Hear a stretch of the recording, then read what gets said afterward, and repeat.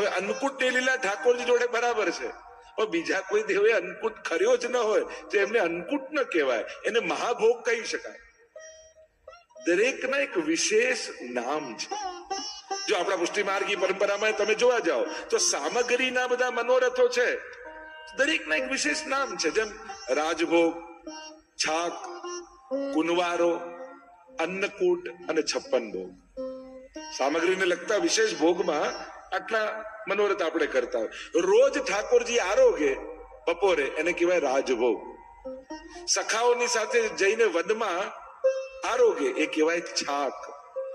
કુંજમાં ચારે યુથના ગોપીજનો ઠાકોરજીને આરોગ આવે એને કહેવાય કુંજવારો. ગોવર્ધન યાગ સમયે ઠાકોરજીની આજ્ઞાથી વ્રજ ભક્તોએ ગિરિરાજજીને જે ભોગ ધર્યો એને કહેવાય અન્નકૂટ. અને પ્રભુના વિવાહ નક્કી થયા રાધાજી સાથે, સ્વામીજી સાથે, અને એ સમયે વૃષભાનજીએ જે સમસ્ત બ્રજમંડલને મહાભોજ આપ્યો એને કહેવાય 56 ભોગ. તેમ સામગ્રીને લગતા જ ઉત્સવો છે, પણ એ સામગ્રીને લગતા ઉત્સવો એના વિશેષ નામથી ઓળખાય છે. તો જે મૂળ વાત હું કરી રહ્યો છું, શાસ્ત્ર વિધિની આપણે ત્યાં મહત્તા છે, અને જે પ્રકારે જેનું વિધાન બતાવવામાં આવ્યું હોય એ જ પ્રકારે એનું પૂજન કરવામાં આવે. તો જો આપણો વિષય ચાલી રહ્યો છે ગિરિરાજજી, તો ગિરિરાજજીની સેવાનો પ્રકાર શું છે, એના પૂજનનો પ્રકાર શું છે? એ જ ગિરિરાજજી જયારે તમે વ્રજમાં જાઓ ત્યારે એમ કહો છો કે મેં ગિરિરાજજીની પૂજા કરી. એ જ ગિરિરાજજી ઘરે બિરાજતા હોય તો આપણે કહીએ મેં ગિરિરાજજીની સેવા અમારા ઘરે બિરાજે છે. ત્યાં વ્રજના દેવતા છે, અમારો દેવ ગોવર્ધન નાનો, અને એટલા માટે 16 ને 5 પૂજન કરવામાં આવે છે. એટલે જ દૂધનો અભિષેક કરવામાં આવે છે. ત્યાં અભિષેકની મહત્તા છે. ઘરે બિરાજતા હોય ઠાકોરજી, એમને દૂધનો અભિષેક નથી થતો, એમને આરોગ અવાય છે, પણ ગિરિરાજજીને અભિષેક થાય છે. તો એની વિધા છે, એનું વિધાન છે. એ જ રીતે યમુનાજીનું પૂજન કરવા જાઓ ત્યારે પણ એનું પૂજનનો પ્રકાર છે. આમ જે ચર્ચા આપણે કરી રહ્યા છે, શ્રી ગિરિરાજ બાવાનું મહાત્મ્ય આપણે ત્યાં વિશેષ રૂપે બતાવ્યું. એટલે જ પરિક્રમા પણ ગિરિરાજજીની કરો છો, એ પણ પૂજનનો એક અંગ છે. તમે ઘરે પણ પૂજન કર્યું હશે ને તો ભૂદેવ કહેશે હાથ આમ ગોળ ગોળ ફેરવો, પરિક્રમા પદે પદે. જે 16 સ્ટેપ પૂજાના છે એમાં એક સ્ટેપ પરિક્રમા પણ છે. એટલે ગિરિરાજજીની પરિક્રમા કરવામાં આવે છે. 7 કોષની પરિક્રમાનો પ્રકાર આપણે ત્યાં છે. ગિરિરાજજીના 5 સ્વરૂપો માનવામાં આવે આપણે ત્યાં, કે જ્યારે કોઈ વૈષ્ણવ ગિરિરાજજીની પરિક્રમા કરે તો આ 5 માંથી કોઈ એક સ્વરૂપે ગિરિરાજજી નિશ્ચિત એમને દર્શન આપે છે.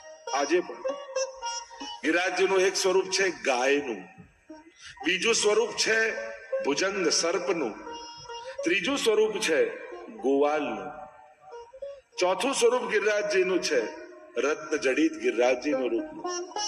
એમ અનેક અત્યારે વધારે ચર્ચામાં નથી જતા, 5 સ્વરૂપો ગિરિરાજજીના બતાવવામાં આવ્યા. આમાંથી કોઈ એક સ્વરૂપે નિશ્ચિત ગિરિરાજ બાબા દર્શન આપે છે.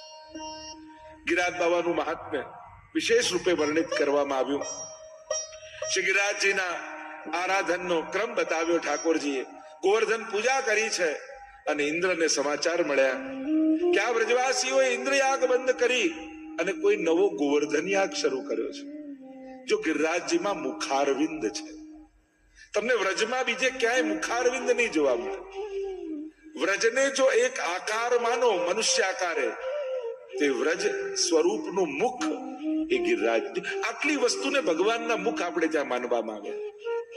એક યજ્ઞ કુંડ એ ભગવાનનું મુખ છે. એટલે જયારે યજ્ઞ કરતા હોય ત્યારે બ્રાહ્મણો કે આમ ન નાખો, આ રીતે આરોગ આવતા હોય, જમાડતા હોય એ રીતે પધરાવવામાં આવે. તો યજ્ઞ કુંડ એ મુખ છે. બીજું કયું, બ્રાહ્મણનું મુખ એ ભગવાનનું મુખ માનવામાં આવ્યું. એટલે જ આપણે ત્યાં કોઈ શુભ કાર્ય કરીએ તો બ્રહ્મ ભોજન કરવામાં આવે. બ્રાહ્મણસ્ય મુખમાસી તર્જાયત, ભગવાનના મુખમાંથી પ્રગટ થયા છે અને એટલા માટે મુખનો ભાવ કરીએ છીએ. ત્રીજું, ગાયનું મુખ એ ભગવાનનું મુખ માનવામાં આવે છે. કોઈ પણ, અને વૈષ્ણવનો તો નિયમ જ હોય રોજ ગૌગ્રાસ કાઢે. એ ગાય પણ ભગવાનનું મુખ માનવામાં આવે છે. એમ ચોથું, આ ગિરિરાજ બાબાનું મુખારવિંદ એ પણ સાક્ષાત ઠાકોરજીનું મુખારવિંદ છે. જ્યાં ગિરિરાજ બાબાને આરોગાવો છો તમે, ત્યારે સાક્ષાત પ્રભુ એ મુખારવિંદ દ્વારા અંગીકાર કરે છે. ઇન્દ્રને સમાચાર મળ્યા કે આ વ્રજવાસીઓએ ગોવર્ધન યાગ શરૂ કર્યો ને ઇન્દ્ર યાગ બંધ કર્યો છે. પ્રલય કાળના વર્ષા કરતા સંવર્તક નામના મેઘોને આજ્ઞા કરી કે જાઓ સમગ્ર બ્રજને ડુબાડી દો. કાળા કાળા વાદળો ઘેરાવા લાગ્યા બ્રજમાં, મોટી મોટી શિલાઓ પડતી હોય એવી બૂંદો પડવા લાગી વર્ષાની. ગભરાયા બ્રજવાસીઓ. અરે શું થવાનું છે? પ્રલય થવાનો સમય આવ્યો. ઇન્દ્ર કોપાયમાન થયા છે, બ્રજને ડુબાડી દેશે. ભાગતા ભાગતા આવ્યા પ્રભુ પાસે. પ્રભુએ કહ્યું ગભરાવશો નહીં, જેનું આરાધન આપણે કર્યું છે એ ગિરિરાજ બાબા આપણી રક્ષા કરશે. અને બધા જ બ્રજવાસીઓને કહ્યું ગાયો આદિ બધી જ સામગ્રીઓને લઈ, ગાય આદિ બધા જ પશુઓને લઈ સાથે જોડી અને આવો ગિરિરાજજીની શરણમાં જઈએ. અને બધાને લઈને ઠાકોરજી પહોંચ્યા છે ગિરિરાજજીની તળેટીમાં અને પોતાના વામ ભુજાની કનિષ્ઠા ઉપર બોલો ગોવર્ધન નાથ કી જય. ભારે વર્ષા થઈ રહી છે. ગિરિરાજ બાબાને ધારણ કર્યા છે ઠાકોરજીએ ટચલી આંગળીમાં. ચતુર્ભુજ રૂપ પ્રભુએ ધારણ કર્યું. ટચલી આંગળીમાં ગિરિરાજજીને ધારણ કર્યા. જમણા હાથમાં શંખ લીધો. શંખ એ જલનું આદિ દૈવિક સ્વરૂપ છે. એટલે જેટલી વર્ષા થાય છે એ ઠાકોરજી શંખમાં શોષી લે છે. અને બીજી બે ભુજાથી શ્રી ઠાકોરજી એ વેણુનાદ કર્યો. થયું કે 7 દિવસ સુધી ભૂખ્યા તરસ્યા બ્રજવાસીઓ રહેશે કેમ? એટલે એમનું દેહભાન ભૂલાઈ જાય એટલા માટે ઠાકોરજી વેણુનાદ કર્યું. પહેલા તો જયારે ગિરિરાજજીએ ધારણ કર્યું ને એટલે બધા જ દોડીને લાકડી લઈને આવી ગયા બ્રજવાસીઓ. લાકડી લગાવી દીધી ગિરિરાજજીની નીચે અને કહેવા લાગ્યા કનૈયા તું છોડ દે, હવે તું છોડી દે, અમે લાકડી લગાવી દીધી છે. ઠાકોરજીને થયું હજી સાધનનું બળ છે.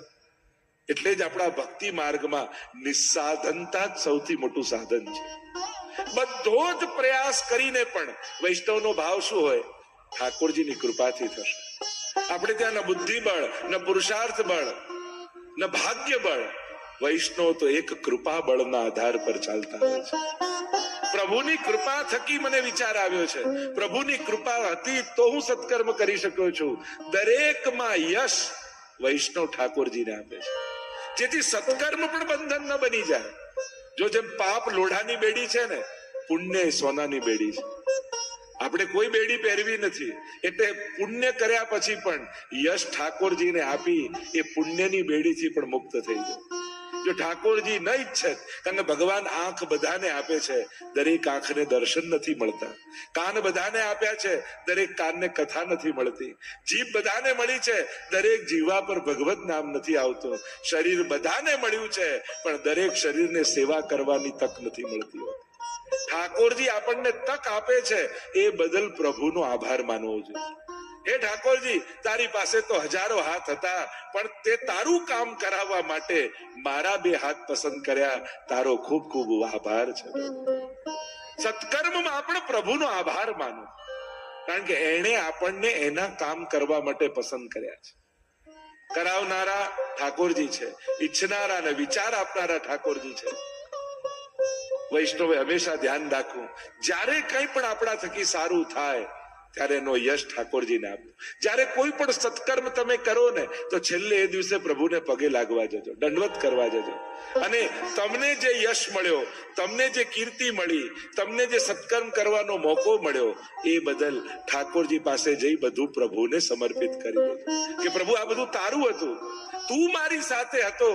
એટલે લોકોને એમ થયું કે મેં કર્યું છે, પણ બળ તો પીઠ બળ તો તારું જ હતું. કહેતા ને કે એક છોકરાએ બહુ સરસ જવાબ આપ્યા ક્લાસરૂમમાં.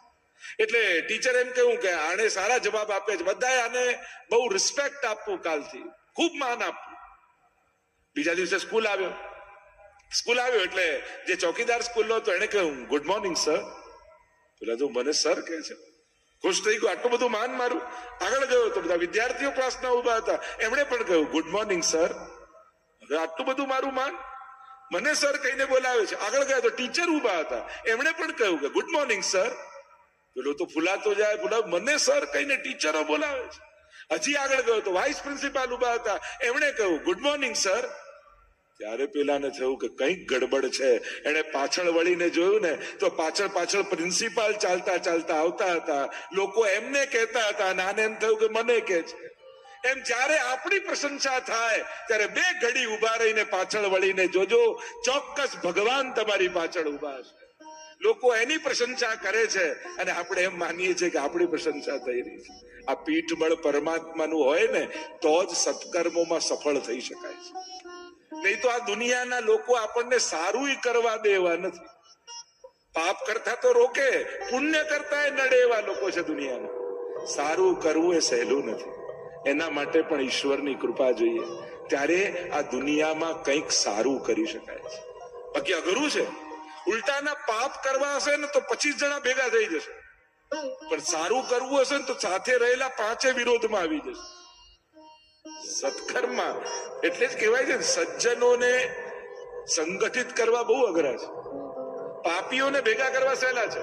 પાપ એવું આકર્ષણ છે કે એમાં માણસ પોતાનો સ્વાર્થ છોડીને પણ ભેગો થઈ જાય છે, કારણ કે એમાં મજા છે.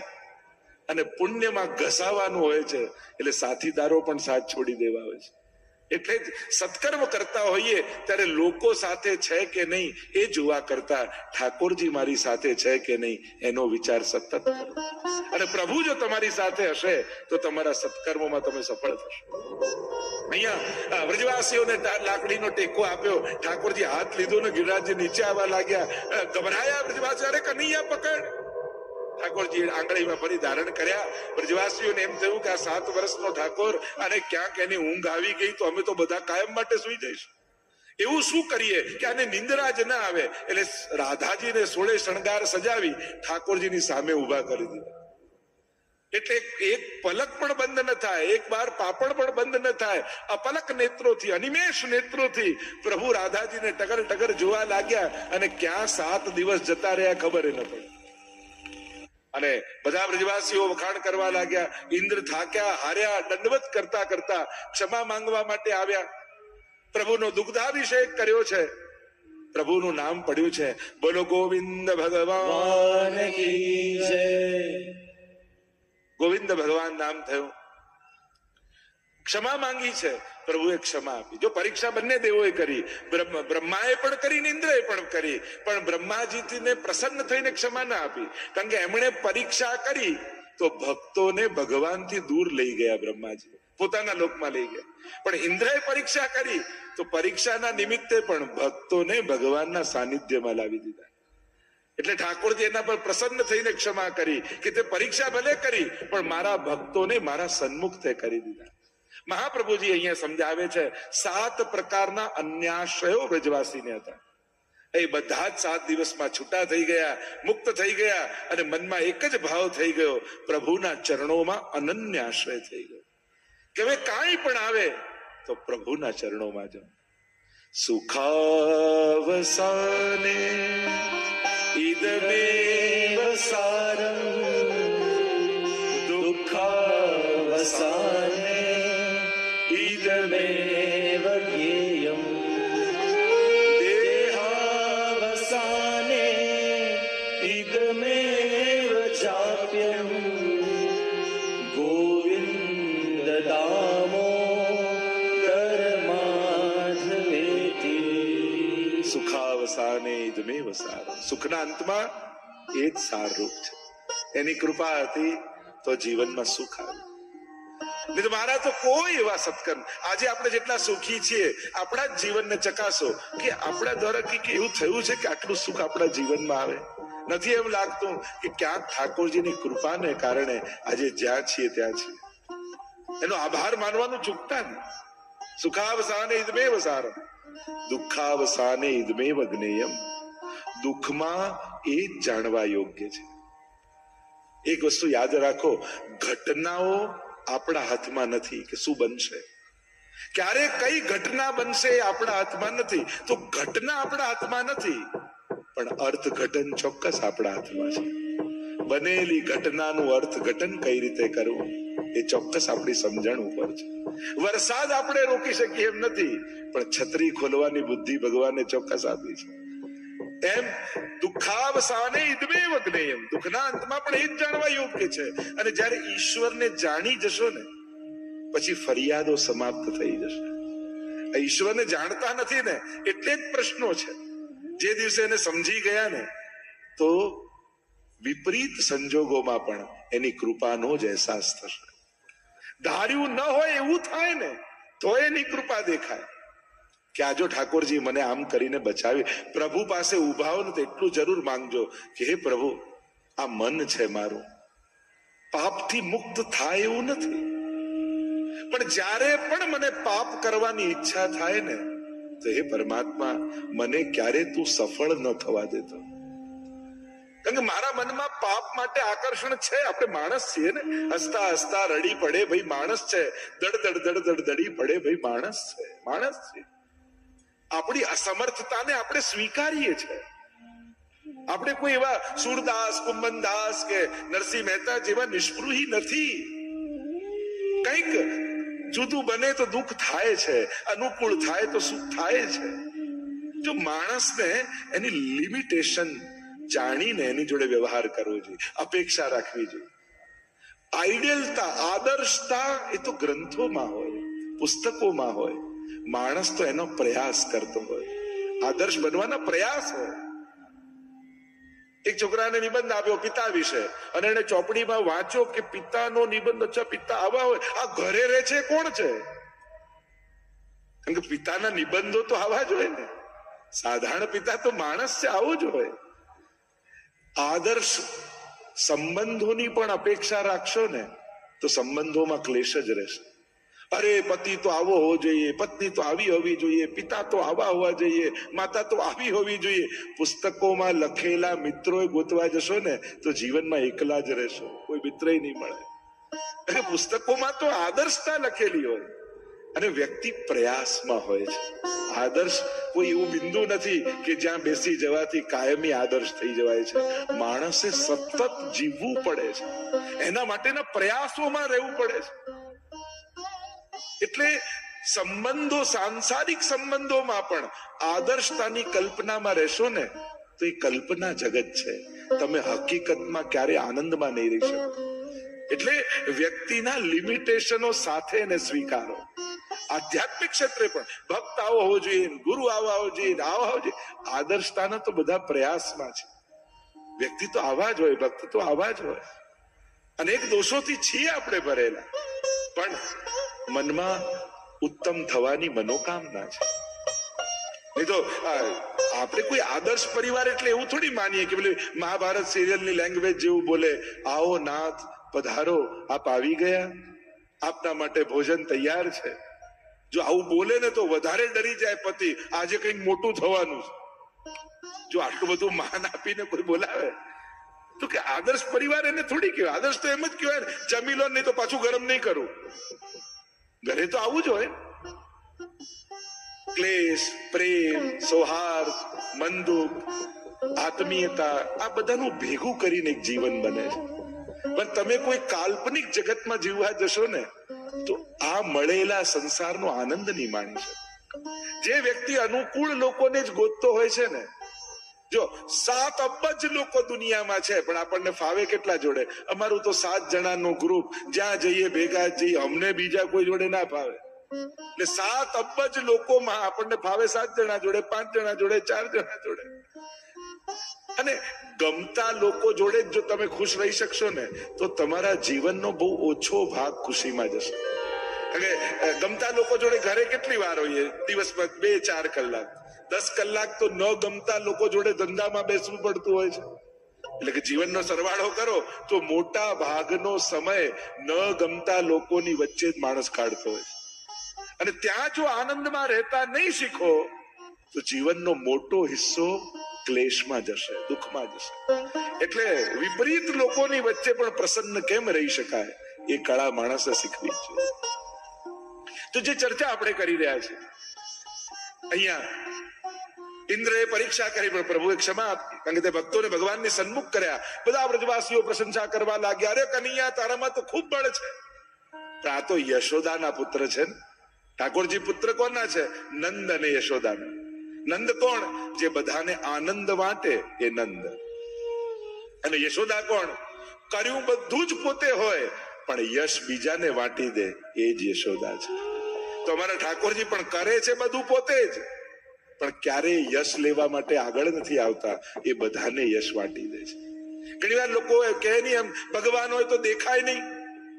અરે થોડું કરીને જે આગળ આગળ દેખાય માણસ, અને બધું જ કરી જે ક્યાંય ન દેખાય એ જ તો ભગવાન છે. એ જ તો એનો ભગવત્તાનો સ્વભાવ છે. એને દેખાવાની આદત જ નથી. કરે છે બધું જ, પણ એને ક્યારે દેખાવાની આદત નથી. કોઈ કાર્યનું યશ ભગવાન ક્યારે લેતા નથી. અને ભગવાનનો ભક્ત પણ એવો જ હોય, કરે બધું જ પોતે, યશ લેવાનો વારો આવે ત્યારે બધાને વાંટે. આ તો બધાનો સાથ હતો એટલે, આ તો બધા જોડે હતા એટલે, આ તો પરિવારનો સાથ હતો એટલે જે કાંઈ પણ યશ મળ્યો હોય પ્રસાદ માનીને બધાને વાટી દે.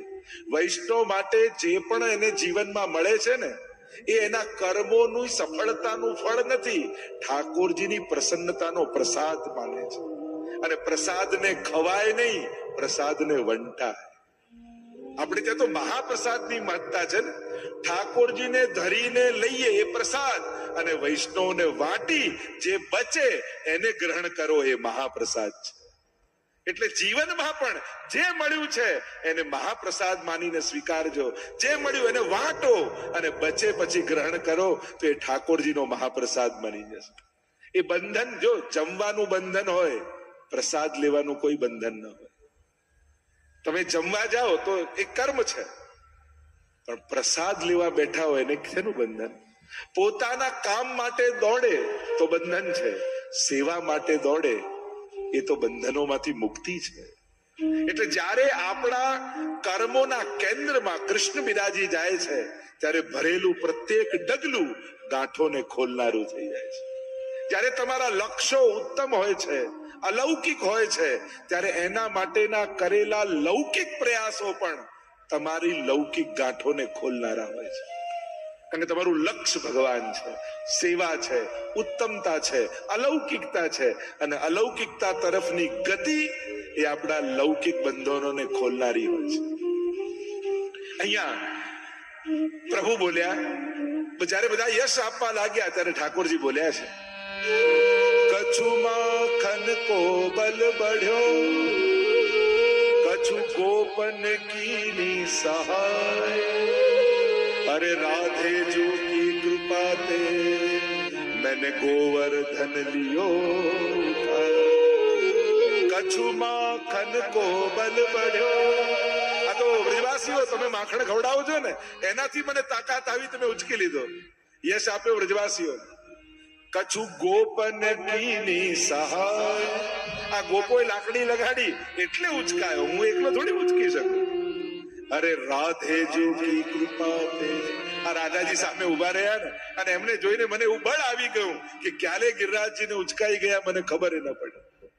મેને ગોવર્ધન લિયો. ઠાકોરજીએ યશ બધાને વાટી દીધો. ગોવર્ધન યાગની કથા આવી, ઠાકોરજીએ ગોવર્ધન પૂજાનો ક્રમ બતાવ્યો, અને એ ક્રમ આજ સુધી વ્રજમાં ચાલી રહ્યો છે, કૃષ્ણ ભક્તિમાં ચાલી રહ્યો છે. કારણ કે પ્રભુએ કોઈનું પૂજન કરવાનું કહ્યું હોય તો એકમાત્ર ગિરિરાજજી છે, ગોવર્ધન ગિરિરાજ બાબા છે. અને વૈષ્ણવમાં તો વિશેષ મહત્તા, કૃષ્ણ ભક્તોમાં તો વિશેષ મહત્તા ગિરિરાજજીની માનવામાં આવે છે. ચર્ચાઓ તો ગિરિરાજજી માટે અનંત છે, ઘણી ચર્ચાઓ છે, પણ અહીંયા ગોવર્ધન યાગની કથાને વિરામ તરફ આવીએ અને આગળ રાસ પંચાધ્યાયની કથા આવે છે. આ 5 અધ્યાયમાં રાસલીલાનું વર્ણન છે. એટલે 5 અધ્યાયમાં રાસલીલા એટલે કહેવાય રાસ પંચાધ્યાયી. ભાગવતજી અનુસાર 29 થી 33 અધ્યાય એ રાસ પંચાધ્યાયીના છે. એક વસ્તુ યાદ રાખો, આ રાસલીલા આજ સુધીના જેટલા આચાર્યો થયા, જેટલા વિદ્વાનો થયા, જેટલા સંતો, મહાત્મા, વિરક્તો, સંન્યાસીઓ, લેખકો, એ બધાએ આ રાસલીલાને સર્વોપરી લીલા કહી છે, સર્વોપરી લીલા માની છે. કારણ કે આ રાસલીલા કોઈ સ્ત્રી પુરુષનો ગરબો નથી, આ તો અલ્પાનંદને પૂર્ણાનંદ બનાવવાની પ્રક્રિયા છે. આ તો જીવાત્માને પરમાત્માનો અનુભવ કરાવવાની પ્રક્રિયા એ રાસ છે. કારણ કે આ કોઈ ગોપીઓ કોઈ સ્ત્રી થોડી છે. એક વસ્તુ યાદ રાખો, રાસમાં કોઈ પુરુષનો પ્રવેશ નથી, રાસમાં કોઈ સ્ત્રીનો પ્રવેશ નથી, રાસમાં કેવલ ગોપીઓનો પ્રવેશ છે. અને ગોપી કોણ છે? ગોપી કોઈ સ્ત્રી કે દેહનું નામ નથી. ગોપી એ કૃષ્ણ ભક્તિની સર્વોચ્ચ અવસ્થાનું નામ છે. એ પુરુષ પણ હોઈ શકે, સ્ત્રી પણ હોઈ શકે. ગોભી ઇન્દ્રિયૈ કૃષ્ણ રસ પીબતી ઇતિ ગોપી. જેની સર્વ ઇન્દ્રિયો કેવલ કૃષ્ણ તત્વનું પાન કરે છે, એ જ ગોપી છે. વેદમાં જેને આનંદ માત્ર કરપાદ મુખોદરાદી એવો ઈશ્વરનું વર્ણન કર્યું છે, એ આનંદ તત્વનો જે અહેસાસ કરે છે, અનુભવ કરે છે, એ જ ગોપી છે. અહીંયા વ્રજમાં પણ જે ગોપીઓ છે એ કેવલ કોઈ સ્ત્રી દેહધારી નથી. બે પ્રકારના ગોપીજનો મુખ્ય રૂપે વ્રજમાં છે. એક શ્રુતિ રૂપા ગોપીજનો, બીજા ઋષિ રૂપા ગોપીજનો. વેદની શ્રુતિઓ, ઋચાઓ, જેને ભગવાનના ગુણગાન ખૂબ કર્યા, ખૂબ ભગવાન વિશે ગાયું, પણ ભગવાનનો અનુભવ ન કરી શકી. અને ત્યારે વેદની ઋચાઓએ પ્રભુને વિનંતી કરી કે પ્રભુ, આપના વિશે ગાયું તો બહુ, પણ આપનો અનુભવ અમે ન કર્યા. આપની સ્વરૂપનો અનુભવ અમને ક્યારે થાય? અમે ગાઈએ તો છે કે આનંદ માત્ર કરપાદ મુખોદરા રસો વૈસ, આ પરમ આનંદ રસરૂપ છો, પણ એનો અનુભવ અમને નથી. અને ત્યારે પ્રભુએ કહ્યું કે જ્યારે કૃષ્ણ સ્વરૂપે, પૂર્ણ સ્વરૂપે પધારીશ, ત્યારે તમે વ્રજમાં ગોપીઓ બનીને પધારજો, તો તમને મારા પૂર્ણાનંદનો અનુભવ કરાવીશ. શ્રી પ્રભુને પ્યારા શ્રી યમુનાજીના લાડીલા એવા રસિક સત્સંગી વૈષ્ણવોને જે શ્રીના આ વચનામૃત ગમ્યા હોય તો આ વિડીયોને લાઈક કરજો, શેર કરજો અને કમેન્ટ બોક્સમાં જય શ્રી કૃષ્ણ જરૂર લખજો. અને અમારી ચેનલ શ્રી વલ્લભ સત્સંગને સબસ્ક્રાઈબ કરવાનું ભૂલશો નહીં. સર્વે વહાલા વૈષ્ણવોને ભાવથી જય શ્રી કૃષ્ણ.